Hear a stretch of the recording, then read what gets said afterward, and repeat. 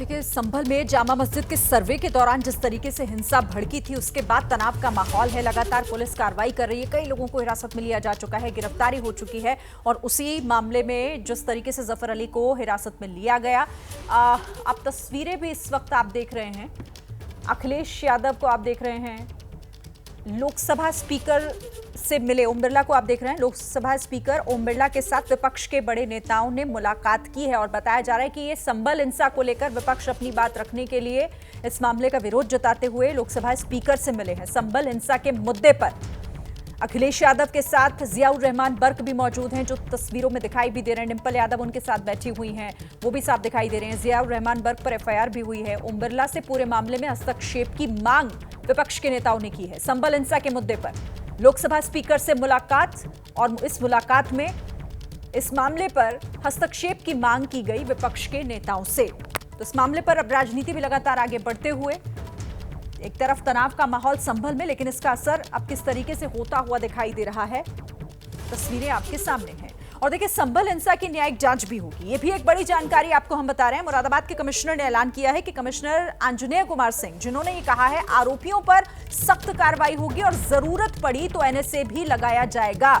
अगले 24 घंटे तक इंटरनेट सेवा बंद रहेगी, एहतियातन ये कदम उठाए गए हैं। और ये जानकारी इस वक्त की बड़ी कमिश्नर की तरफ से दी गई है, कमिश्नर आंजनेय कुमार सिंह, जिन्होंने कहा कि हर तरह की सख्त कार्रवाई की जाएगी आरोपियों पर, और अगर जरूरत पड़ती है तो एनएसए भी लगाया जाएगा। अगले 24 घंटे इंटरनेट सेवा बंद रहेगी। तो इस वक्त मामला काफी क्रूशियल है, बहुत तनावपूर्ण माहौल है और इस पर नजर पुलिस प्रशासन की लगातार। इस मामले में लगातार पड़ताल की जा रही है और पड़ताल करने के बाद जिस तरीके की चीज़ें निकल रही हैं उसके हिसाब से कार्रवाई की जा रही है। उसमें एफआईआर हुई हैं, अभी आगे जिस हिसाब से इंक्वायरी में आएंगे और भी एफआईआर्स होंगे। इसमें जो वहाँ के माननीय सांसद हैं जियाउर रहमान बर्क, उनके खिलाफ भी हुई है इंस्टिगेशन के कारण, और वहाँ के जो एक माननीय विधायक हैं उनके पुत्र के खिलाफ भी, क्योंकि उनकी मौजूदगी वहाँ थी। सभी जो कार्रवाइयाँ हो रही हैं वो साक्ष्यों के आधार पर हो रही हैं, और जैसे जैसे मामले निकलते जाएंगे, साक्ष्य इकट्ठे होते जाएंगे, सबसे जो सख्त कार्रवाई हो सकती है वो करेंगे। इसमें ज़रूरत पड़ी तो एनएसए भी लगाएंगे। और संभल हिंसा के केस में आरोपी बनाए जाने पर समाजवादी पार्टी के सांसद जियाउर रहमान बर्क भड़क गए। आपको बता दें कि संभल के एसपी सांसद हैं जियाउर रहमान बर्क। उनका आरोप है कि संभल हिंसा के पीछे पुलिस की साजिश है। पुलिस अफसरों के ऊपर हत्या का मुकदमा दर्ज हो, नाकामी छिपाने के लिए मेरे ऊपर एफआईआर दर्ज कराई गई है। लोगों को सर्वे तक की जानकारी नहीं थी, गोली चलाएंगे तो लोग पत्थर भी नहीं चलाएंगे। वो इस सवाल उठा रहे हैं, जिन्हें सर्वे का पता नहीं तो वो पत्थर क्यों जमा करेंगे। तो जियाउर रहमान बर्क ये कहते हुए कि इसमें पुलिस की साजिश है। आपका भी नाम जो है एफआईआर में दर्ज कर दिया गया है। जो पूरी घटना घटी है, जो घटना घटी है, इसके पीछे पुलिस प्रशासन का हाथ है। उन्होंने इस घटना को अंजाम दिया है, प्री प्लान तरीके से करा है। उस घटना को छुपाने के लिए, अपनी नाकामी को छुपाने के लिए, और जिससे कि मैं अपने क्षेत्र के लोगों की मदद नहीं कर सकूं, कानूनी मदद नहीं कर सकूं, उस आवाज़ को दबाने का प्रयास करने के लिए मेरे खिलाफ मुकदमा दर्ज किया है। लेकिन वो गलतफहमी के शिकार हैं। मैं अपने ऊपर मुकदमे से ज़्यादा मुझे फ़िक्र है उन 5 लोगों की जिनकी मासूमों की इस पुलिस प्रशासन ने हत्या कर दी। मुझे फ़िक्र है उन लोगों की जो दर्जनों की तादाद में घायल हैं और जिन सैकड़ों लोगों के खिलाफ झूठा मुकदमा दर्ज किया गया है।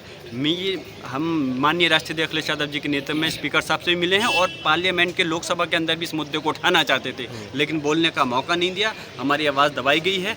मेरी मांग है कि ऐसे अधिकारियों के खिलाफ हत्या का मुकदमा दर्ज होना चाहिए और इनको सलाखों के पीछे भेजना चाहिए, चाहे वो सीओ हो, एसपी हो या कोई भी प्रशासनिक अधिकारी। सर्वेयर अपना काम करने गए थे, उनके ऊपर पथराव किया गया, इतने हजारों की संख्या में पत्थर कहां से इकट्ठे हो गए, तमाम तरह के सवाल उठ रहे हैं। और पुलिस ने दंगा को कंट्रोल करने के लिए वहां पर जो है बल का प्रयोग किया है। जिनके आदमी को पता नहीं कि हमारे यहाँ पर सर्वे होने वाला है, तो वो क्या पत्थर इकट्ठा करेंगे? उन्हें कहाँ से पता कि सर्वे करने के लिए कौन आ रहा है? अचानक से रात के पहरे में आधी रात को फ़ोन आता है कि सर्वे करने के लिए हम पहुंच रहे हैं। दूसरे सर्वे की आवश्यकता क्या थी?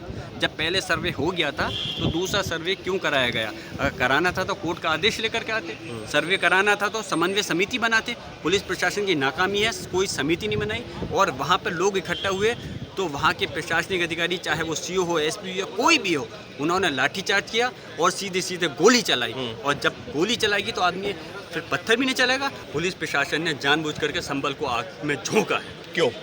क्योंकि शासन के इशारे पर, और क्यों?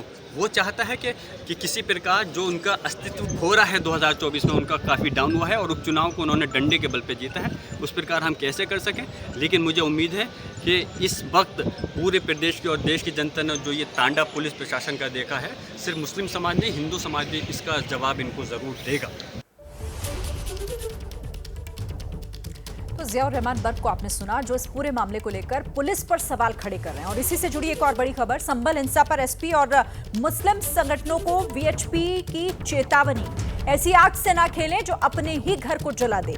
विश्व हिंदू परिषद की ये चेतावनी है, कहते हुए कि हिंसा किसी के हक में नहीं। दंगाइयों और उनके पैरोकारों पर एनएसए लगे। हिंसा का मार्ग कट्टरपंथियों के लिए पतन का मार्ग। अब इस मामले में विश्व हिंदू परिषद का ये बयान आपको सुनवाते हैं। संभल में कट्टरपंथी मुस्लिम समाज के द्वारा पुलिस के ऊपर जिस प्रकार से आक्रमण किया गया, पथराव किया गया, गोलियां चलाई गई, आगजनी की गई, वो घोर निंदनीय है। राहुल गांधी, वहां के सांसद, इन जैसे नेताओं समेत समाजवादी पार्टी और कांग्रेस के नेताओं, कट्टरपंथी मौलानाओं ने जिस प्रकार से इस अंधी हिंसा का समर्थन किया है, वह चिंताजनक है। हमारी मांग है कि दंगा करने वालों और इन नेताओं को जिन्होंने भड़काया है, इनको तुरंत गिरफ्तार करके इन पर रासुका लगाई जानी चाहिए। ऑल इंडिया शिया पर्सनल लॉ बोर्ड के महासचिव यासूब अब्बास का बयान भी आपको बता देते हैं। मंदिर मस्जिद के नाम पर इंसानियत का कत्ल ना हो, मंदिर मस्जिद के नाम पर खून ना बहे, आपस में ना लड़े हिंदू मुसलमान। यासूब अब्बास का ये बयान कि मंदिर मस्जिद के नाम पर ये खून खराबा ना हो। यही अफसोस की बात है कि संभल में जिस तरीके से खूनी होली खेली गई, अगर मंदिर और मस्जिद के नाम के ऊपर कत्ल होने लगे, मंदिर और मस्जिद के नाम के ऊपर हिंदू मारा जाए या मुसलमान मारा जाए, इंसानियत का कत्ल हो रहा है। मैं इस कत्ल की भरपूर तरीके से मजम्मत करता हूं और मैं अपील करता हूं ऑल इंडिया शिया पर्सनल लॉ बोर्ड के हवाले से कि इस वक्त ज़रूरत इस बात की है कि मंदिर और मस्जिद के नाम के ऊपर खून ना बहाया जाए, बल्कि अमन, शांति, आपसी भाईचारे की अपील करता हूं। और से ये तहैया कीजिए कि अब मंदिर और मस्जिद के नाम पर हिंदू और मुसलमान का खून नहीं बहेगा। इधर बागेश्वर धाम के पीठाधीश्वर धीरेन्द्र शास्त्री ने संभल हिंसा पर एक बड़ा बयान दिया है। धीरेन्द्र शास्त्री ने कहा है कि संभल हिंसा के आरोपियों पर देशद्रोह का मामला चले। धीरेन्द्र शास्त्री का संभल हिंसा को लेकर यह बड़ा बयान, और सीधे सीधे वो देशद्रोह का मामला चलाने की बात कह रहे हैं कि जो भी इस मामले में आरोपी हैं उन पर देशद्रोह का मामला चले। जामा मस्जिद का बवाल बचा हुआ, पुलिस पे भी हमला हो गया। कानून को हाथ में लेने का काम किसी का नहीं है, चाहे वो कोई भी हो। संविधान के अंतर्गत, कानून के अंतर्गत ही जीना चाहिए। ये जिन्होंने भी कृत्य किया राष्ट्रद्रोही है, इन पर देशद्रोह का मुकदमा चलना चाहिए, इन्हें अंदर करना चाहिए। यात्रा में दंगे की सुन रही हो रही है यात्रा, लोग ऐसा कह रहे हैं, पर आध्यात्मिक यात्रा दंगा के लिए नहीं, गंगा के लिए होता है। ये आध्यात्मिक यात्रा है, एकता के लिए है। 4 दिन तो शांति से निकलेगा। अब कोई उपद के आ जाएगा तो हम नहीं कुछ कह सकते। हमारे जितने ये यात्रा में लोग हैं सब शांति प्रिय हैं, क्रांतिमय हैं, बोध में हैं, होश में हैं, जोश में हैं, पर होश में हैं। हम इसके लिए निकले ही नहीं, हम तो सिर्फ जगाने के लिए, और जगाने के लिए निकले तो इसमें दंगा का कोई विषय ही नहीं। अब रही आशंका की बात, कोई करे तो उससे बड़ा नीच इस दुनिया में कोई नहीं हो।